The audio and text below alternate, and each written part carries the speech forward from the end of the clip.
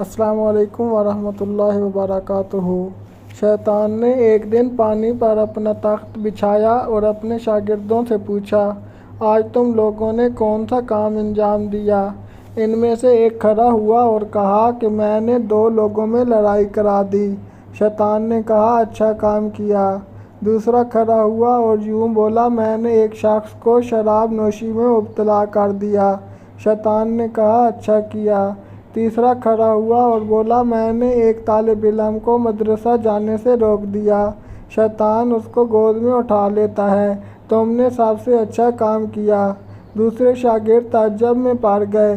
شیطان نے کہا، اگر وہ طالب علم عالم دین بن جاتا تو ہم کبھی اس کو بہکا نہیں سکتے تھے۔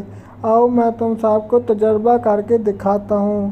شیطان ایک گدھے کو اچھی طرح سجا کر رات کو عابد کے دروازے پر گیا اور کہا کہ تم نے بہت عبادت کی، اللہ کو پسند آیا، میرے ساتھ فرشتوں کی جماعت ہے، اللہ نے تم کو معراج کی سیر کروانے کے لیے آسمان پر بلایا ہے۔ وہ عابد خوش ہو گیا اور گدھے پر سوار ہو گیا۔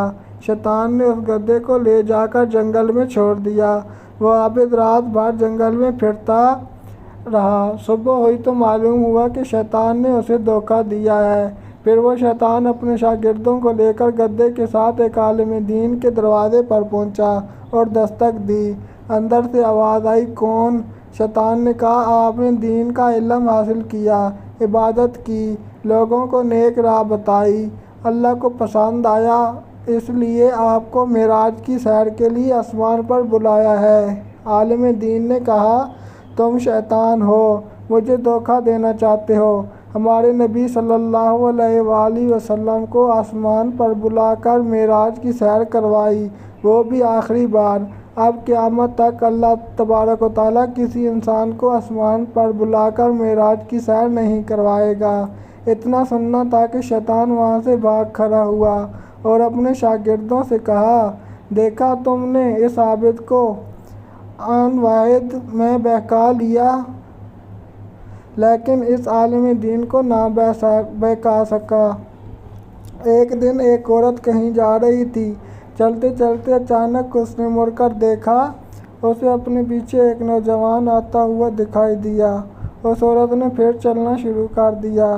تھوڑی دور جا کر اس نے پھر مڑ کر دیکھا تو وہی نوجوان اسے اپنے پیچھے آتا ہوا دکھائی دیا۔ اس عورت نے اس نوجوان سے پوچھا کہ تو کس لیے میرے پیچھے پیچھے چلا آ رہا ہے؟ اس نے جواب دیا، اس لیے کہ تو میرا دل چھین کر لے گئی ہے۔ اس عورت نے پوچھا، تو میری کس چیز پر عاشق ہے اور تو نے میری کون سی جگہ دیکھی ہے؟ نوجوان نے کہا، تیری آنکھیں، میں نے ان کو دیکھا تو میرا دل ان کی طرف کھینچا چلا گیا۔ عورت نے اس کی بات سنی اور اپنے گھر چلی گئی اور وہ نوجوان اس کے دروازے پر بیٹھ گیا۔ تھوڑی دیر گزری ہوگی کہ خادمہ ایک تھال لے کر باہر آئی۔ اس نوجوان نے تھال میں دیکھا تو اس میں اس کی آنکھیں پڑی تھیں جنہیں اس نے نکال دیا تھا۔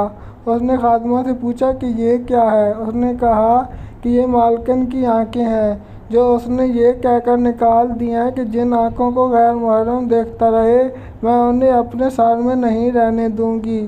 وہ نوجوان یہ سب دیکھ کر غمگین ہو گیا اور واپس چلا گیا۔ دوسرے دن صورتحال کا جائزہ لینے کے لیے پھر آیا۔ اس نے دیکھا کہ بہت سے لوگ وہاں جمع تھے اور رو رہے تھے۔ اس نے لوگوں سے پوچھا کہ یہاں کیا ہوا اور لوگ کیوں رو رہے ہیں؟ اسے بتایا گیا کہ اس گھر میں ایک عورت فوت ہو گئی ہے۔